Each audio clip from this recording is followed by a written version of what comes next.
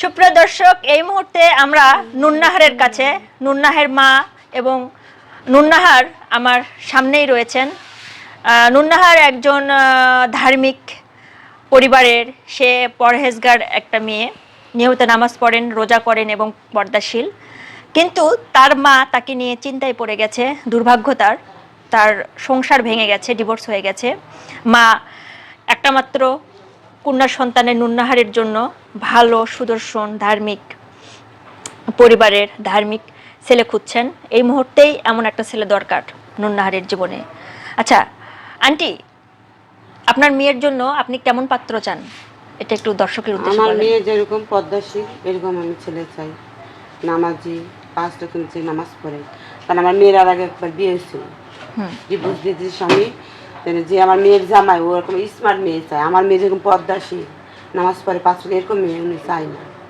লেগে আমার মেয়ের আমি ছাড়াই নিই, তাই না? মানে অত্যাচার সংসার, তার সংসার ভেঙেছে এটার জন্যই। হ্যাঁ এটার জন্য, মানে উনি পদ্মাশীল হয়ে থাকতে, মানে উনি চাই স্মার্ট খোলামেলা, এটা তো বোঝো, এটা এরকম চাই। আমার মেয়ে তো এই ধরনের না। আমার মেয়ে 5 ওয়াক্ত নামাজ পড়ে রোজা রাখে। মানে যে আপনার যে জামাই ছিল, মেয়ের জামাই ছিল, সে একটা হচ্ছে যে মানে স্মার্ট, ধরেন জিন্স প্যান্ট টপস পরে বাইরে চলাফেরা করবে এরকম মেয়ে পছন্দ তার। আপনার মেয়ে নামাজ পড়ে 5 ওয়াক্ত, তাকে মাদ্রাসায় পড়াচ্ছেন, এটা তার পছন্দ না। কিন্তু সে বিয়ের আগে চিন্তা করলো না যে মেয়েটা এরকম। সেটাই তো সমস্যা। এটাই বিয়ে তো আমার মার সাথে আমার শ্বশুর শাশুড়ি কথা বলে নিছিল, মানে ছেলে দেখছে কিন্তু বিয়ে হয়েছে তার বাপ মার মতে। আচ্ছা, কত বছর সংসার হয়েছে? 1.5 বছর। 1.5 বছর সংসার হচ্ছে না?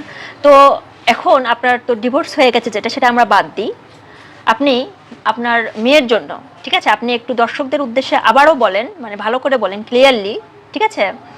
আপনার মেয়েকে, যেহেতু আপনি আমাদের সাথে কন্ট্যাক্ট করেছেন, আপনার মেয়েকে ভালো জায়গায় বিয়ে দিবেন, সেহেতু আপনি বলেন যে ছেলে কি মাদ্রাসার লাইনে পড়াশোনা করতে হবে? মাদ্রাসার লাইনে যে পড়াশোনা যেন থাকে এরকমই আমি চাই।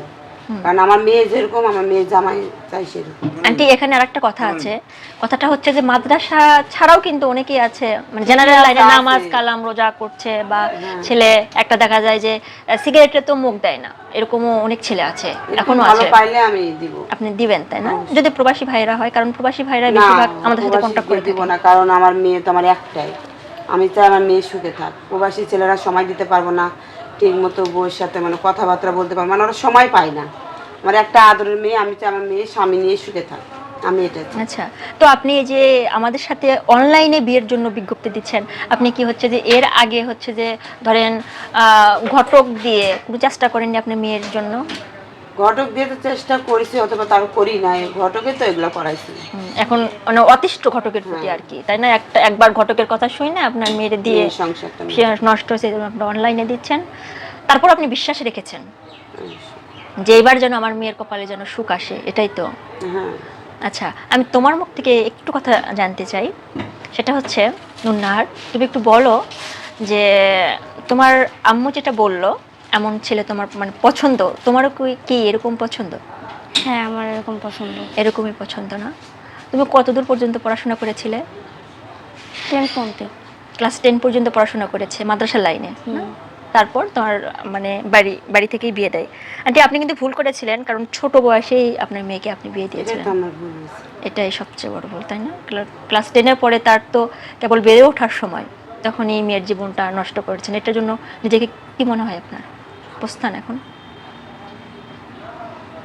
আচ্ছা দর্শক, যাই হোক, আপনারা তাদের কথাবার্তা শুনলেন, তারা এখন কেমন ছেলে চায় এটাও বুঝতে পেরেছেন।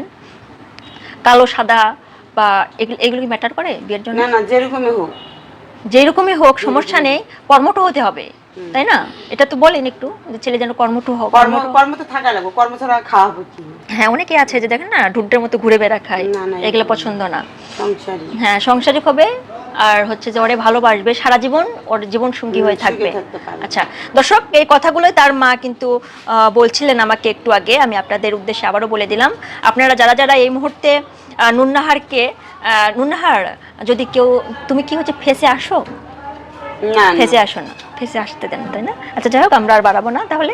এখন এই পর্যন্ত যারা কন্ট্যাক্ট করতে চান, অবশ্যই আপনাদের ফোন নাম্বার, আর আমাদের যে ফোন নাম্বার ফেসবুক পেজে দেওয়া আছে সেই নাম্বারে আপনাদের বায়োডাটা সিভি পাঠাবেন। ধন্যবাদ সবাইকে। আন্টি।